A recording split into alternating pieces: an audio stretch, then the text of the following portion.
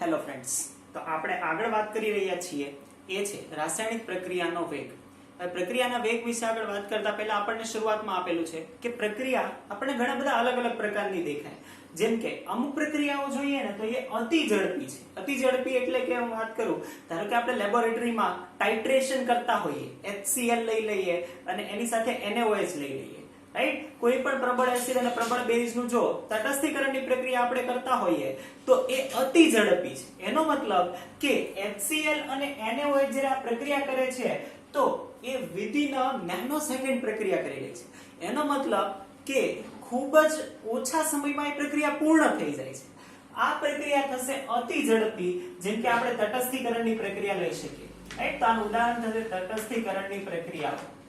બીજું આપણે લઈએ છીએ તો બીજી સાઈડ આપણને આપેલું છે અતિ ધીમી પ્રક્રિયાઓ. અતિ ધીમી પ્રક્રિયાઓ એટલે કઈ પ્રક્રિયાઓ? તો ધારો કે અથવા તો આપણે વિચારીએ યુરેનિયમ અને જે થોરિયમ છે અથવા તો કોઈ પણ રેડિયો એક્ટિવ એલિમેન્ટ છે એનો હાફ ટાઈમ છે, એટલે કે એનું જે ડીકે થવું છે, ક્ષયન થવું છે, એ ક્ષયન વર્ષોમાં હોય છે. એનો મતલબ કે એ પ્રક્રિયાઓ જે થાય એ 1 વર્ષ કે જેટલા પણ વર્ષ એનો અર્ધાયુષ્ય સમય હોય એટલા સમયમાં એ અડધું થાય. એનો મતલબ આવી જે પ્રક્રિયાઓ છે એટલે એને આપણે કહીએ છીએ કે યુરેનિયમ થોરિયમ નું ડીકે નું ક્ષયન. આ જે પ્રક્રિયા છે એ કઈ પ્રક્રિયા થશે? એ અતિ ધીમી પ્રક્રિયા થશે. સેમ આપણને આપેલું છે રસ્ટિંગ ઓફ ધી આયર્ન, એટલે કે લોખંડનું કાટ લાગવું. હવે લોખંડને કાટ લાગે તો એ ફાસ્ટ નથી, બહુ ધીમે ધીમે થતી પ્રક્રિયા છે, રાઈટ. એનો મતલબ કે લોખંડ હવાના સંપર્કમાં જે કાટમાં કન્વર્ટ થાય છે એ પણ ધીમી પ્રક્રિયા છે. પરંતુ અમુક પ્રક્રિયાઓ છે જે મોડરેટ છે. હવે મોડરેટ પ્રક્રિયા એટલે કે આપણે મેઝરેબલ અમાઉન્ટમાં એના પરિણામો મેળવી શકીએ. મેઝરેબલ અમાઉન્ટ એટલે કે practically, right, within minutes or the hour, within minutes એના પરિણામો મેળવી શકીએ, નિપજમાં કન્વર્ટ કરી શકીએ, તો એને આપણે કહીશું મોડરેટ અથવા તો મધ્યમ પ્રક્રિયાઓ, મધ્યમ વેગથી થતી પ્રક્રિયાઓ. તો એવી પ્રક્રિયાઓ આપણને આપેલી છે જેમ કે સુક્રોઝનું વ્યુત્ક્રમણ, ઇન્વર્ઝન ઓફ ધી સુક્રોઝ, જેનું વ્યુત્ક્રમણ થાય છે. વ્યુત્ક્રમણ એટલે કે સુક્રોઝનું ગ્લુકોઝ અને ફ્રુક્ટોઝમાં રૂપાંતર થયું. આ જે પ્રક્રિયા છે એ સુક્રોઝનું inversion of the sucrose, inversion, આ કેવી પ્રક્રિયા છે? આ ઇન્વર્ઝન પ્રક્રિયા પણ મોડરેટ ધીમી થતી પ્રક્રિયાઓ છે. એનો મતલબ કે જ્યારે આપણે વેગની વાત કરી રહ્યા છીએ તો વેગ આપણે મોડરેટ પ્રક્રિયાઓ માટે વ્યાખ્યાયિત કરવાના છે.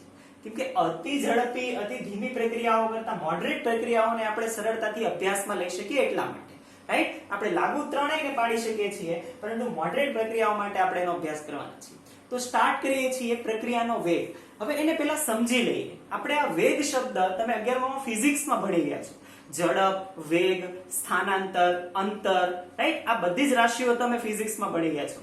હવે જ્યારે ફિઝિક્સમાં આપણે ફિઝિકલ ડિસ્ટન્સની વાત કરતા હતા, એટલે કે 10 કિલોમીટર વ્યક્તિ આગળ ચાલે તો એને અંતર કહીએ છીએ, એનું સ્થાનાંતર માપતા હતા.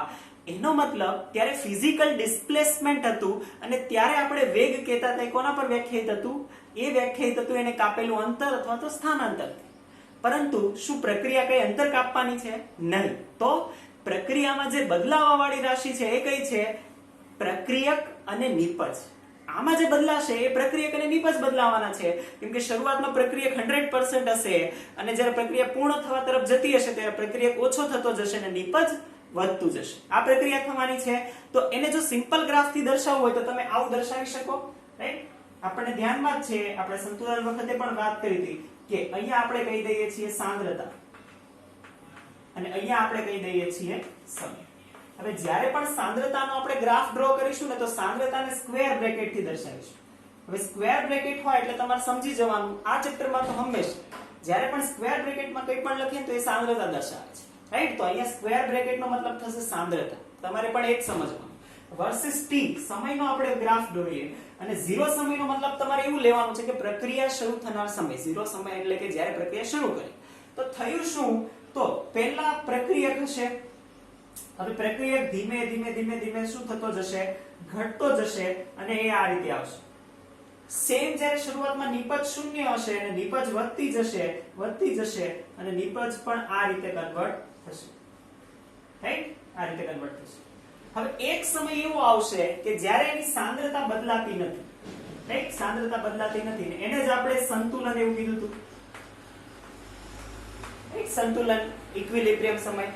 પરંતુ એની પહેલા જે પરિસ્થિતિ થઈ છે એ આ પરિસ્થિતિ થઈ છે કે જે નિપજ છે જેને આપણે શું કહીશું, પ્રોડક્ટ એટલે કે P વડે દર્શાવીશું, અને જે પ્રક્રિયક છે જેને આપણે કહીશું રિએક્ટન્ટ, જેને R વડે દર્શાવીશું. આ ઘણું અગત્યનું છે કેમ કે રિએક્ટન્ટ છે એટલે કે પ્રક્રિયકની સાંદ્રતા ઘટે, નિપજની સાંદ્રતા વધે. આ ધ્યાનમાં રહેશે. ચાલો આગળ હવે આપણે આના બેઝિસ પર વેગને વ્યાખ્યાયિત કરવાના છે. તો વેગને બે રીતે વ્યાખ્યાયિત કરી શકાય. કેમ કે બે રાશિઓ બદલાય છે ને, પ્રક્રિયક અને નિપજ. તો પ્રક્રિયકની સાપેક્ષમાં વેગ અને નિપજની સાપેક્ષમાં વેગ, આવી રીતે બે રીતે વ્યાખ્યાયિત કરી શકીએ. તો વેગને આપણે અહીંયા લખીએ છીએ, વેગને પહેલું આપણે કહીએ છીએ કઈ રીતે વ્યાખ્યાયિત કરી શકાય. તો પહેલું આપણે કહીએ છીએ પ્રક્રિયકના ઘટાડા સાથે, પ્રક્રિયકના ઘટાડા સાથે વેગ. અને બીજું આપણે કહીએ છીએ એ છે નિપજના વધારા, એટલે કે નિપજની સાપેક્ષમાં જે વેગ છે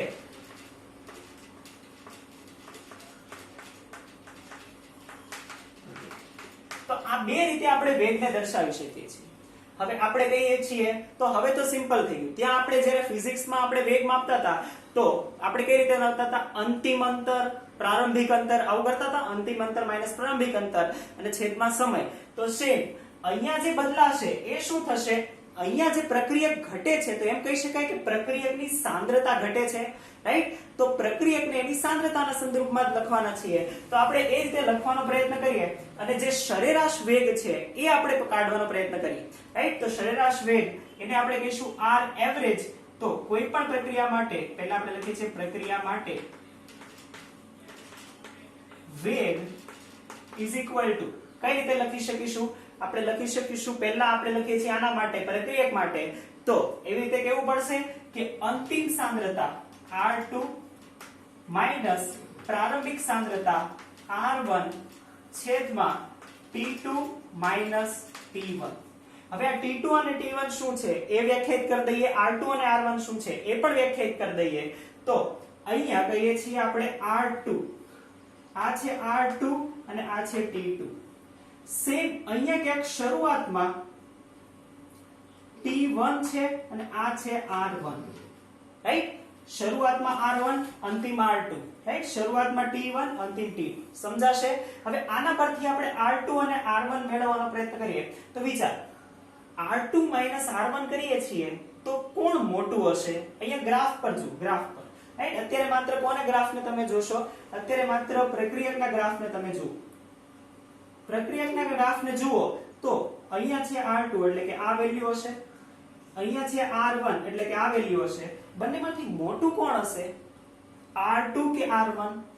ઓબ્વિયસલી R1 શરૂઆતની સાંદ્રતા મોટું હશે અને અંતિમ છે આપણે હમણાં જ કીધું કે પ્રક્રિયક ઘટતો જશે તો છેલ્લે જ્યારે પહોંચીશું ત્યારે પ્રક્રિયક ઓબ્વિયસલી ઓછો હશે. તો એવું કહી શકાય કે અહીં R2 ગ્રેટર ધેન R1 છે. હવે R2 ગ્રેટર ધેન R1 હોય એટલે કે મોટામાંથી નાનું બાદ કરો તો આ આવશે, સોરી ઊંધું થઈ ને, R1 greater than R2, R1 greater than R2 એટલે કે નાનામાંથી આપણે મોટાને બાદ કરીશું તો આ આવશે નેગેટિવ. શું કોઈ પણનો વેગ નેગેટિવ શક્ય છે? કોઈ પણનો વેગ અથવા તો જે કોઈ પણ પ્રક્રિયા અથવા તો વેગ, ઝડપ, શું એ નેગેટિવ હોઈ શકે? નહીં. સાપેક્ષમાં આપણે જ્યારે વાત કરીએ છીએ ત્યારે નેગેટિવ ના હોઈ શકે. તો એનો મતલબ કે આ નેગેટિવ ના બને એને પોઝિટિવ બનવા માટે અહીંયા આપણે શું એડ કરીશું? માઇનસ એડ કરીશું. આ માઇનસ શું દર્શાવે છે? આ માઇનસ જે આ રાશિ માઇનસ આવશે એને પોઝિટિવ કરવા માટે છે, રાઈટ. આ જે ઋણ સંજ્ઞા છે એ ઋણ સંજ્ઞા શું દર્શાવે છે? તો ઋણ સંજ્ઞા એવું દર્શાવે છે કે પ્રક્રિયક છે એ પ્રક્રિયકની સાંદ્રતા ઘટતી જાય છે. આથી R2 કરતા R1 મોટું હશે, આથી આ જે પદ આવશે એ નેગેટિવ આવશે, એ નેગેટિવ ના આરે પોઝિટિવ બની જાય એટલા માટે આ કર્યું છે, રાઈટ. એક સિમ્પલ ઉદાહરણ લઈએ એટલે સમજાઈ જશે. કઈ રીતે? ધારો કે કોઈ પ્રક્રિયા આપણે શરૂઆત કરીએ છીએ ત્યારે શરૂઆતમાં પ્રક્રિયકની સાંદ્રતા આપણી પાસે છે 5 મોલ પર લિટર અને જ્યારે અંતિમ સાંદ્રતા કહીએ છીએ તો એ થાય છે 2 મોલ પર લિટર. અંતિમ છે 2, શરૂઆતમાં છે 5. તો અંતિમ છે 2, શરૂઆતમાં છે 5. 2 - 5 કેટલા આવશે? 3 પણ -3 પર ધારો કે 1 કલાકમાં થયું તો -3 પર 1 થાય, પરંતુ એ જે પોઝિટિવ બનાવવા માટે અહીંયા આપણે માઈનસ રાખેલું છે, આથી વેગ થઈ જશે પોઝિટિવ. ધ્યાનમાં આવશે, રાઈટ? એકદમ સરળ છે. તો આ આપણે વાત કરી પ્રક્રિયા માટે વેગ, પણ કોની સાપેક્ષમાં? પ્રક્રિયકની સાપેક્ષમાં. પ્રક્રિયકની સાપેક્ષમાં.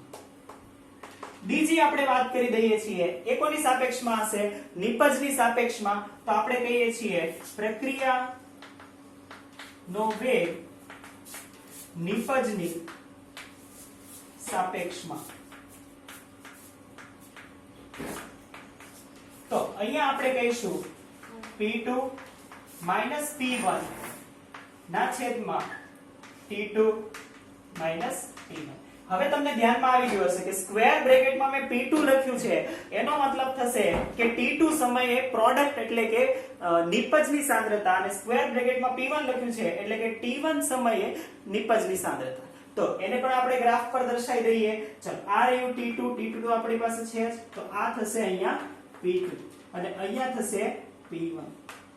હવે ગ્રાફમાં તમે જુઓ તો જે પ્રક્રિયક માટે આપણને પ્રોબ્લેમ થઈ હતી, એ પ્રોબ્લેમ અહીંયા નહીં થાય. કેમ કે અહીંયા જે અંતિમ સાંદ્રતા છે એ ઓલરેડી વધારે છે, એ મોટું જ છે, એટલે કે અહીંયા તો આ પોઝિટિવ જ રહેશે. અહીંયા કોઈ ચેન્જ કરવાની આપણને રહેશે નહીં. અહીંયા આપણને ચેન્જ કરવાની જરૂર રહેતી નથી. ધ્યાનમાં આવશે. તો આ આપણે વાત કરી પ્રક્રિયકનો સરેરાશ વેગ. આ R એવરેજ છે. સરેરાશ વેગ આપણે આ રીતે શોધી શકીએ છીએ. હવે છેલ્લું આપણે આમાં જોઈ લઈએ છીએ, અને એ છે એનો એકમ, રાઈટ? તો એકમની વાત કરીએ છીએ. ચાલો, તો આપણે એ કહીએ છીએ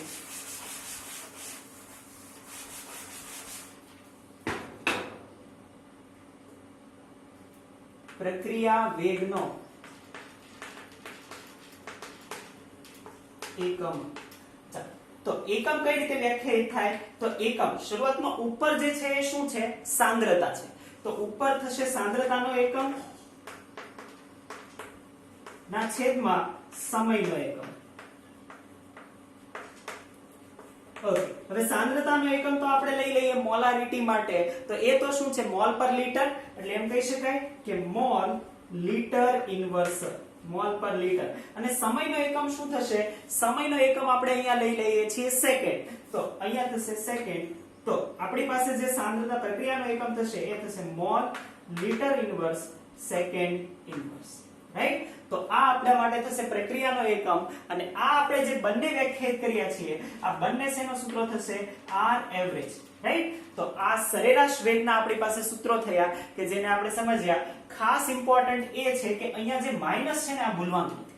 જો માઈનસ તમે નહીં લખો તો જવાબ નેગેટિવ આવશે, અને કોઈનો વેગ નેગેટિવ શક્ય નથી. તો આ ખાસ આપણે ધ્યાનમાં રાખીશું. અહીંયા માઈનસ આવશે, પણ જ્યારે નિપજની વાત કરીશું ત્યારે અહીંયા પ્લસ આવશે, રાઈટ? એકદમ સરળ છે. તો આ આપણે પ્રક્રિયા વેગ અને સરેરાશ વેગની વાત કરીએ. આગળના લેક્ચરમાં આપણે ત્વરિત વેગ વિશે જોવાના છીએ, જે ખૂબ જ ઇમ્પોર્ટન્ટ છે. Thank you.